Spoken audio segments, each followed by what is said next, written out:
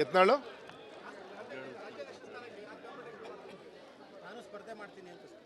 Sir, ಸಂಘಟನೆ ಯಾವಾಗ ಏನು ಯಾರನ್ನು ಮಾಡಿದ್ರೆ ಒಳ್ಳೇದು ಅಂತೇಳಿ ತೀರ್ಮಾನ ತೆಗೆದುಕೊಳ್ಳುವಂಥ ಶಕ್ತಿ ಇರುವಂಥ ನಮ್ಮ ಹೈಕಮಾಂಡ್ ಇದೆ. ತಮಗೆಲ್ಲರೂ ಕೂಡ ಗೊತ್ತಿದೆ, ಒಂದಾದ ಮೇಲೆ ಒಂದು ಚುನಾವಣೆ ಪ್ರೋಸೆಸ್ಗಳು ರಾಷ್ಟ್ರದಲ್ಲಿ ನಡೀತಾ ಇತ್ತು, ಎಲ್ಲದೂ ಕೂಡ ಮುಗ್ದಿದೆ. ಗೌರವಿತ ಶಿವರಾಜ್ ಸಿಂಗ್ ಚೌಹಾಣ್ ಅವರು ನಮ್ಮ ಇನ್ಚಾರ್ಜ್, ಅವರು ನಮ್ಮ ಕರ್ನಾಟಕದ ಇನ್ಚಾರ್ಜು, ಗ್ರಾಮೀಣಾಭಿವೃದ್ಧಿ ಸಚಿವರು, ಅಗ್ರಿಕಲ್ಚರ್ ಮಿನಿಸ್ಟ್ರು. ಸ್ವತಃ ಅವ್ರ ಮನೆಯಲ್ಲಿ ಒಂದು ಕಾರ್ಯ ನಡೀತಿರೋದ್ರಿಂದ ಸ್ವಲ್ಪ ಬರೋದು ತಡ ಆಗಿದೆ. ಅದು ಬಿಟ್ಟರೆ ಯಾವುದೇ ಗೊಂದಲಗಳೇನಿಲ್ಲ. ಇನ್ನೊಂದು ಆದಷ್ಟು ಬೇಗ ಈ ತುಂಬ ದಿನದಿಂದ ಏನು ಚರ್ಚೆ ಆಗ್ತಿರೋಂಥ ಈ ವಿಚಾರ ಒಂದು ಕೊನೆ ಹಾಡುವಂಥ ಒಂದು ಪ್ರಯತ್ನ ಆಗುತ್ತೆ. ಆ ಪ್ರೊಸೆಸ್ಸು ಕೂಡ ನಡೀತು. ಈಗಾಗಲೇ 15-18 ಜಿಲ್ಲೆಗಳದಾಗಿತ್ತು. ನಮ್ಮ ಸಂಘಟನೆ ಚೌಕಟ್ಟಲ್ಲಿ 37-38 ಜಿಲ್ಲೆಗಳು ಬರುತ್ತೆ. ಒಂದೊಂದು ಜಿಲ್ಲೆನ 2 ಭಾಗವಾಗಿ ಡಿವೈಡ್ ಮಾಡಿದ್ದಾರೆ. ಹಾಗಾಗಿ ಇನ್ನೊಂದು 14-15 ಜಿಲ್ಲೆಗಳ ಒಂದು ಜಿಲ್ಲಾಧ್ಯಕ್ಷರ ಪಟ್ಟಿಯನ್ನು ಫೈನಲ್ ಮಾಡಲಿಕ್ಕೆ ಗೌರವಾನ್ವಿತ ರಾಜ್ಯಾಧ್ಯಕ್ಷರಿಗೆ ಕರೆ ಬಂದಿತ್ತು. ಸೊ ಆ ದಿಕ್ಕಲ್ಲಿ ಇಡೀ ನಮ್ಮ ಸಂಘಟನೆ, ನಮ್ಮ ಪರಿವಾರ ಎಲ್ಲ ಕೂಡ ಕೂತು ಒಂದು ದಕ್ಷ ಜಿಲ್ಲಾಧ್ಯಕ್ಷಗಳನ್ನು ಪ್ರಪೋಸಲನ್ನು ಈಗ ಆಲ್ರೆಡಿ ಮತ್ತೆ ಡೆಲ್ಲಿ ಕಳಿಸುವಂಥ ಪ್ರಯತ್ನ ಆಗಿದೆ. ಸೊ ಆ ಪ್ರೊಸೆಸ್ಸು ಆಗ್ತಿದ್ದಂಗೆ ಮುಂದಿನ ಒಂದು ಕಾರ್ಯ ಮುಂದುವರಿಯುತ್ತೆ ಅಂತ ನನಗೆ ವಿಶ್ವಾಸ ಇದೆ.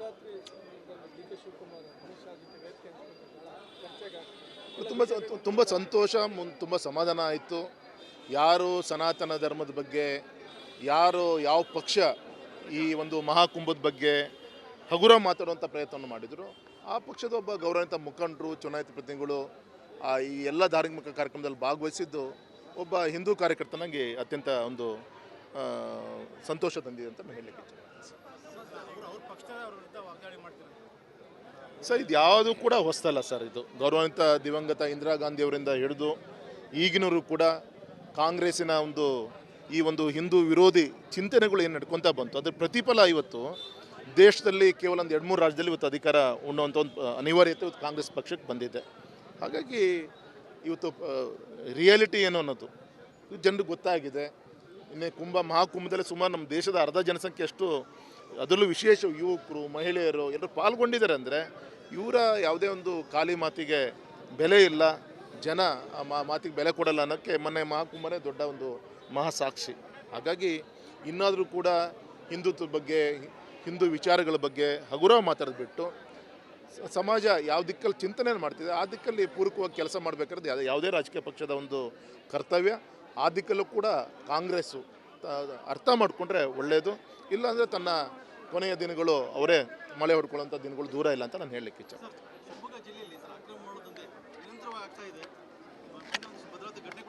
ಎಸ್ಪೆಷಲಿ ಕಾಂಗ್ರೆಸ್ ಸರ್ಕಾರ ಬಂದಾದ ಮೇಲೆ ಭ್ರಷ್ಟಾಚಾರ, ಅಕ್ರಮ ಮರಳಿನ ದಂಧೆ, ಜಂಬಿಡಿಕೆ ಇರ್ಬೋದು, ಅಧಿಕಾರಿಗಳ ಮೇಲೆ ಲಾರಿ ನುಗ್ಗಿಸಿ ಅವರು ತೆಗೆಯುವಂಥ ಒಂದು ಪ್ರಯತ್ನ ಇರ್ಬೋದು, ಮತ್ತು ಭ್ರಷ್ಟಾಚಾರ ಮಿತಿಮೀರಿ ಹೋಗಿದೆ. ಕಣ್ಣೀರು ಹಾಕ್ತಾ ಇದ್ದಾರೆ ಅಧಿಕಾರಿಗಳು. ಯಾರೂ ಕೂಡ ಗೌರವದಿಂದ ಕೆಲಸ ಮಾಡಲಿಕ್ಕೆ ಆಗ್ತಾ ಇಲ್ಲ. ಓಪನಾಗಿ ಹೇಳ್ತಿದ್ದಾರೆ, ನಾವು XYZಗೆ ಹಿಂಗೆ ಕೊಟ್ಟು ಬಂದಿದ್ದೀವಿ, ನಾವು ದುಂಡು ಮಾಡ್ಕೊಬೇಕು ಅಂತಲೇ ಹೇಳ್ತಾರೆ. ಅಷ್ಟು ಓಪನಾಗಿ ಮಾತಾಡುವಂಥ ಅಧಿಕಾರಿಗಳ ನೋವನ್ನ ಮಾತನ್ನು ಕೂಡ ನಾವು ಕೇಳಿದ್ವಿ. ನಾವು ಇಲ್ಲಿ ಬಂದಿದ್ದೀವಿ ಅಂದರೆ ಖಾಲಿ ಕೈಲಿ ನಾವು ಜಿಲ್ಲೆಗೆ ಬಂದಿಲ್ಲ, ಇಂತಿಂದರು ಕೊಟ್ಟೇ ಬಂದಿದ್ದೀವಿ ಅಂತಲೂ ಕೂಡ ಓಪನಾಗಿ ಇವತ್ತು ಹೇಳ್ತಾ ಇದ್ದಾರೆ. ಮತ್ತು ತಿಂಗಳು ಮಾಮೂಲಿ ಫಿಕ್ಸ್ ಆಗಿದೆ, ಇವತ್ತು ತಿಂಗಳಿಗೆ ಮಾಮೂಲಿ ಕೂಡ ಫಿಕ್ಸ್ ಆಗಿದೆ. ಹಾಗಾಗಿ ಇಷ್ಟು ಕೆಟ್ಟ ವ್ಯವಸ್ಥೆ ನಮ್ಮ ರಾಜ್ಯದಲ್ಲಿ, ನಮ್ಮ ಜಿಲ್ಲೆಯಲ್ಲಿ ಇದು ಯಾವತ್ತೂ ಕೂಡ ನಾವು ನೋಡಿದ್ದಿಲ್ಲ. ಅಷ್ಟು ಕೆಟ್ಟ ಭ್ರಷ್ಟ ವ್ಯವಸ್ಥೆ ಇವತ್ತಿನ ಕಾಂಗ್ರೆಸ್ ಸರ್ಕಾರದಲ್ಲಿ, ನಮ್ಮ ಶಿವಮೊಗ್ಗದಲ್ಲಿ ನಾವೆಲ್ಲರೂ ಕೂಡ ನೋಡ್ತಾ ಇದ್ದೀವಿ ಸರ್. ಅದು ಕಾನೂನಿನ ಒಂದು ಯಡಿಯೂರಪ್ಪನವ್ರಿಗೆ ಜೀವನದಲ್ಲಿ ಯಾವ ಜೀವನ ಪೂರ್ತಿ ಅವ್ರದ್ದು ಹೋರಾಟದ ಒಂದು ಅನಿವಾರ್ಯತೆ, ಅಧಿಕಾರದಲ್ಲಿದ್ದಾಗ, ಅಧಿಕಾರ ಇಲ್ಲದಾಗ. ಹಾಗಾಗಿ ಇದು ಕೂಡ ಒಂದು ಕಾನೂನಿನ ಹೋರಾಟ ನಾವು ಎದುರಿಸಬೇಕಾಗಿದೆ. ವಿಶ್ವಾಸ ಇದೆ ಈ ಎಲ್ಲ ಸುಳ್ಳು ಆರೋಪಗಳು ಆದಷ್ಟು ಬೇಗ ಕೋರ್ಟ್ ಮುಖಾಂತರ ಜನರಿಗೆ ಹೊರಗೆ ಬರೋದು ದಿನಗಳು ತುಂಬ ಹತ್ತಿರ ಇದೆ ಅಂತ ನಾನು ಹೇಳಲಿಕ್ಕೆ ಇಚ್ಛೆ. ಮೊನ್ನೆ ಚುನಾವಣಾ ಆಯೋಗ ಹೇಳಿದೆ, ಜಿಲ್ಲಾ ಪಂಚಾಯಿತಿ ನಾಳೆ ಬರುವಂಥ ಇನ್ನು ಮಹಾನಗರ ಇವೆಲ್ಲದೂ ಕೂಡ ಪ್ರಿಪೇರ್ ಆಗ್ರಿ ಅನ್ನೋ ಒಂದು ಸಂದೇಶ ಪತ್ರಿಕೆಯಲ್ಲಿ ನಾನು ಕೂಡ ನೋಡಿದ್ದೀನಿ. ಸಂತೋಷ. ಇವತ್ತು ಆ ದಿಕ್ಕಲ್ಲಿ ಇವತ್ತು ರಾಜ್ಯ ಸರ್ಕಾರದ ಬಗ್ಗೆ ನಂಗೆ ಅನುಮಾನ ಇದೆ. ಯಾಕಂದರೆ ಇವರ ಒಂದು ಆಡಳಿತ, ಬಜೆಟ್ ಯಾವ ವಿಚಾರ ಇಟ್ಕೊಂಡು ನಾಳೆ ಕೊಡ್ತಾರೋ ಗೊತ್ತಿಲ್ಲ. ಖಾಲಿ ಕೈಯಲ್ಲಿ ನಾಳೆ ಬಜೆಟ್ ಕೊಡುವಂಥ ಒಂದು ಪರಿಸ್ಥಿತಿ ನಿರ್ಮಾಣ ಆಗಿದೆ. ಯಾವುದೇ ಅಭಿವೃದ್ಧಿ ಕಾರ್ಯ ಆಗ್ತಾ ಇಲ್ಲ. ಹಾಗಾಗಿ ಈ ಸಂದರ್ಭದಲ್ಲಿ ಚುನಾವಣೆ ವೆಚ್ಚವನ್ನು ಭರಿಸಿ ಚುನಾವಣಾ ಆಯೋಗದ ಮುಖಾಂತರ ಚುನಾವಣೆ ನಡೆಸ್ತಾರೆ ಅನ್ನೋದು ಕೂಡ ನನಗೆ ಅನುಮಾನ ಇದೆ ಸರ್.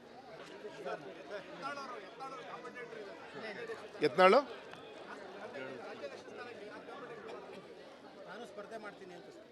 ಸರ್, ಸಂಘಟನೆ ಯಾವಾಗ ಏನು ಯಾರನ್ನು ಮಾಡಿದ್ರೆ ಒಳ್ಳೇದು ಅಂತೇಳಿ ತೀರ್ಮಾನ ತೆಗೆದುಕೊಳ್ಳುವಂಥ ಶಕ್ತಿ ಇರುವಂಥ ನಮ್ಮ ಹೈಕಮಾಂಡ್ ಇದೆ.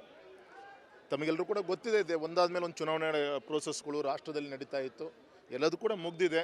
ಗೌರವಿತ ಶಿವರಾಜ್ ಸಿಂಗ್ ಚೌಹಾಣ್ ಅವರು ನಮ್ಮ ಇನ್ಚಾರ್ಜ್, ಅವರು ನಮ್ಮ ಕರ್ನಾಟಕದ ಇನ್ಚಾರ್ಜು, ಗ್ರಾಮೀಣಾಭಿವೃದ್ಧಿ ಸಚಿವರು, ಅಗ್ರಿಕಲ್ಚರ್ ಮಿನಿಸ್ಟ್ರು. ಸ್ವತಃ ಅವ್ರ ಮನೆಯಲ್ಲಿ ಒಂದು ಕಾರ್ಯ ನಡೀತಿರೋದ್ರಿಂದ ಸ್ವಲ್ಪ ಬರೋದು ತಡ ಆಗಿದೆ. ಅದು ಬಿಟ್ಟರೆ ಯಾವುದೇ ಗೊಂದಲಗಳೇನಿಲ್ಲ. ಇನ್ನೊಂದು ಆದಷ್ಟು ಬೇಗ ಈ ತುಂಬ ದಿನದಿಂದ ಏನು ಚರ್ಚೆ ಆಗ್ತಿರೋಂಥ ಈ ವಿಚಾರ ಒಂದು ಕೊನೆ ಹಾಡುವಂಥ ಒಂದು ಪ್ರಯತ್ನ ಆಗುತ್ತೆ. ಆ ಪ್ರೋಸೆಸ್ಸು ಕೂಡ ನಡೀತು. ಈಗಾಗಲೇ 15-18 ಜಿಲ್ಲೆಗಳದ್ದಾಗಿತ್ತು. ನಮ್ಮ ಸಂಘಟನೆ ಚೌಕಟ್ಟಲ್ಲಿ 37-38 ಜಿಲ್ಲೆಗಳು ಬರುತ್ತೆ. ಒಂದೊಂದು ಜಿಲ್ಲೆನ 2 ಭಾಗವಾಗಿ ಡಿವೈಡ್ ಮಾಡಿದ್ದಾರೆ. ಹಾಗಾಗಿ ಇನ್ನೊಂದು 14-15 ಜಿಲ್ಲೆಗಳ ಒಂದು ಜಿಲ್ಲಾಧ್ಯಕ್ಷರ ಪಟ್ಟಿಯನ್ನು ಫೈನಲ್ ಮಾಡಲಿಕ್ಕೆ ಗೌರವಾನ್ವಿತ ರಾಜ್ಯಾಧ್ಯಕ್ಷರಿಗೆ ಕರೆ ಬಂದಿತ್ತು. ಸೊ ಆ ದಿಕ್ಕಲ್ಲಿ ಇಡೀ ನಮ್ಮ ಸಂಘಟನೆ, ನಮ್ಮ ಪರಿವಾರ ಎಲ್ಲ ಕೂಡ ಕೂತು ಒಂದು ದಕ್ಷ ಜಿಲ್ಲಾಧ್ಯಕ್ಷಗಳನ್ನು ಪ್ರಪೋಸಲನ್ನು ಈಗ ಆಲ್ರೆಡಿ ಮತ್ತೆ ಡೆಲ್ಲಿ ಕಳಿಸುವಂಥ ಪ್ರಯತ್ನ ಆಗಿದೆ. ಸೊ ಆ ಪ್ರೋಸೆಸ್ಸು ಆಗ್ತಿದ್ದಂಗೆ ಮುಂದಿನ ಒಂದು ಕಾರ್ಯ ಮುಂದುವರಿಯುತ್ತೆ ಅಂತ ನನಗೆ ವಿಶ್ವಾಸ ಇದೆ.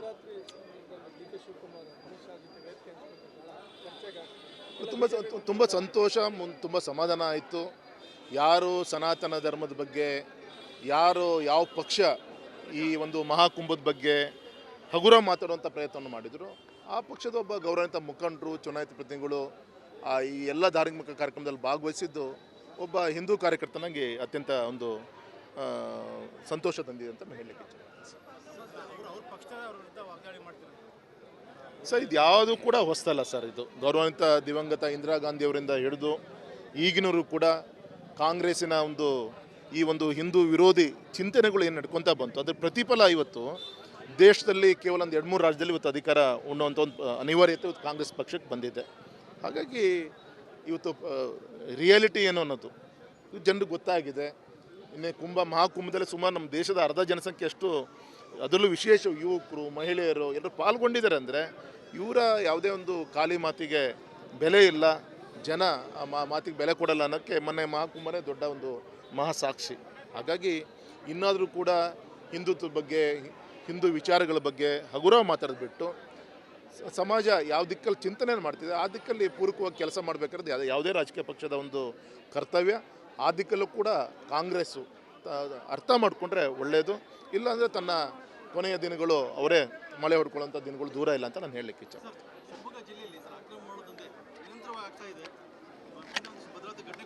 ಎಸ್ಪೆಷಲಿ ಕಾಂಗ್ರೆಸ್ ಸರ್ಕಾರ ಬಂದಾದ ಮೇಲೆ ಭ್ರಷ್ಟಾಚಾರ, ಅಕ್ರಮ ಮರಳಿನ ದಂಧೆ, ಜಂಬಿಡಿಕೆ ಇರ್ಬೋದು, ಅಧಿಕಾರಿಗಳ ಮೇಲೆ ಲಾರಿ ನುಗ್ಗಿಸಿ ಅವರು ತೆಗೆಯುವಂಥ ಒಂದು ಪ್ರಯತ್ನ ಇರ್ಬೋದು, ಮತ್ತು ಭ್ರಷ್ಟಾಚಾರ ಮಿತಿಮೀರಿ ಹೋಗಿದೆ. ಕಣ್ಣೀರು ಹಾಕ್ತಾ ಇದ್ದಾರೆ ಅಧಿಕಾರಿಗಳು. ಯಾರು ಕೂಡ ಗೌರವದಿಂದ ಕೆಲಸ ಮಾಡಲಿಕ್ಕೆ ಆಗ್ತಾ ಇಲ್ಲ. ಓಪನಾಗಿ ಹೇಳ್ತಾರೆ, ನಾವು XYZಗೆ ಹಿಂಗೆ ಕೊಟ್ಟು ಬಂದಿದ್ದೀವಿ, ನಾವು ದುಂಡು ಮಾಡ್ಕೊಬೇಕು ಅಂತಲೇ ಹೇಳ್ತಾರೆ. ಅಷ್ಟು ಓಪನಾಗಿ ಮಾತಾಡುವಂಥ ಅಧಿಕಾರಿಗಳ ನೋವನ್ನ ಮಾತನ್ನು ಕೂಡ ನಾವು ಕೇಳಿದ್ವಿ. ನಾವು ಇಲ್ಲಿ ಬಂದಿದ್ದೀವಿ ಅಂದರೆ ಖಾಲಿ ಕೈಯಲ್ಲಿ ನಾವು ಜಿಲ್ಲೆಗೆ ಬಂದಿಲ್ಲ, ಇಂತಿಂದರು ಕೊಟ್ಟೇ ಬಂದಿದ್ದೀವಿ ಅಂತಲೂ ಕೂಡ ಓಪನಾಗಿ ಇವತ್ತು ಹೇಳ್ತಾ ಇದ್ದಾರೆ. ಮತ್ತು ತಿಂಗಳು ಮಾಮೂಲಿ ಫಿಕ್ಸ್ ಆಗಿದೆ, ಇವತ್ತು ತಿಂಗಳಿಗೆ ಮಾಮೂಲು ಕೂಡ ಫಿಕ್ಸ್ ಆಗಿದೆ. ಹಾಗಾಗಿ ಇಷ್ಟು ಕೆಟ್ಟ ವ್ಯವಸ್ಥೆ ನಮ್ಮ ರಾಜ್ಯದಲ್ಲಿ, ನಮ್ಮ ಜಿಲ್ಲೆಯಲ್ಲಿ ಇದು ಯಾವತ್ತೂ ಕೂಡ ನಾವು ನೋಡಿದ್ದಿಲ್ಲ. ಅಷ್ಟು ಕೆಟ್ಟ ಭ್ರಷ್ಟ ವ್ಯವಸ್ಥೆ ಇವತ್ತಿನ ಕಾಂಗ್ರೆಸ್ ಸರ್ಕಾರದಲ್ಲಿ, ನಮ್ಮ ಶಿವಮೊಗ್ಗದಲ್ಲಿ ನಾವೆಲ್ಲರೂ ಕೂಡ ನೋಡ್ತಾ ಇದ್ದೀವಿ ಸರ್. ಅದು ಕಾನೂನಿನ ಒಂದು ಯಡಿಯೂರಪ್ಪನವ್ರಿಗೆ ಜೀವನದಲ್ಲಿ ಜೀವನ ಪೂರ್ತಿ ಅವ್ರದ್ದು ಹೋರಾಟದ ಒಂದು ಅನಿವಾರ್ಯತೆ, ಅಧಿಕಾರದಲ್ಲಿದ್ದಾಗ, ಅಧಿಕಾರ ಇಲ್ಲದಾಗ. ಹಾಗಾಗಿ ಇದು ಕೂಡ ಒಂದು ಕಾನೂನಿನ ಹೋರಾಟ ನಾವು ಎದುರಿಸಬೇಕಾಗಿದೆ. ವಿಶ್ವಾಸ ಇದೆ ಈ ಎಲ್ಲ ಸುಳ್ಳು ಆರೋಪಗಳು ಆದಷ್ಟು ಬೇಗ ಕೋರ್ಟಿನ ಮುಖಾಂತರ ಜನರಿಗೆ ಹೊರಗೆ ಬರೋದು ದಿನಗಳು ತುಂಬ ಹತ್ತಿರ ಇದೆ ಅಂತ ನಾನು ಹೇಳಲಿಕ್ಕೆ ಇಚ್ಛೆ. ಮೊನ್ನೆ ಚುನಾವಣಾ ಆಯೋಗ ಹೇಳಿದೆ, ಜಿಲ್ಲಾ ಪಂಚಾಯಿತಿ ನಾಳೆ ಬರುವಂಥ ಇನ್ನು ಮಹಾನಗರ ಇವೆಲ್ಲದೂ ಕೂಡ ಪ್ರಿಪೇರ್ ಆಗ್ರಿ ಅನ್ನೋ ಒಂದು ಸಂದೇಶ ಪತ್ರಿಕೆಯಲ್ಲಿ ನಾನು ಕೂಡ ನೋಡಿದ್ದೀನಿ. ಸಂತೋಷ. ಇವತ್ತು ಆ ದಿಕ್ಕಲ್ಲಿ ಇವತ್ತು ರಾಜ್ಯ ಸರ್ಕಾರದ ಬಗ್ಗೆ ನಂಗೆ ಅನುಮಾನ ಇದೆ. ಯಾಕಂದರೆ ಇವರ ಒಂದು ಆಡಳಿತ, ಬಜೆಟ್ ಯಾವ ವಿಚಾರ ಇಟ್ಕೊಂಡು ನಾಳೆ ಕೊಡ್ತಾರೋ ಗೊತ್ತಿಲ್ಲ. ಖಾಲಿ ಕೈಯಲ್ಲಿ ನಾಳೆ ಬಜೆಟ್ ಕೊಡುವಂಥ ಒಂದು ಪರಿಸ್ಥಿತಿ ನಿರ್ಮಾಣ ಆಗಿದೆ. ಯಾವುದೇ ಅಭಿವೃದ್ಧಿ ಕಾರ್ಯ ಆಗ್ತಾ ಇಲ್ಲ. ಹಾಗಾಗಿ ಈ ಸಂದರ್ಭದಲ್ಲಿ ಚುನಾವಣೆ ವೆಚ್ಚವನ್ನು ಭರಿಸಿ ಚುನಾವಣಾ ಆಯೋಗದ ಮುಖಾಂತರ ಚುನಾವಣೆ ನಡೆಸ್ತಾರೆ ಅನ್ನೋದು ಕೂಡ ನನಗೆ ಅನುಮಾನ ಇದೆ ಸರ್.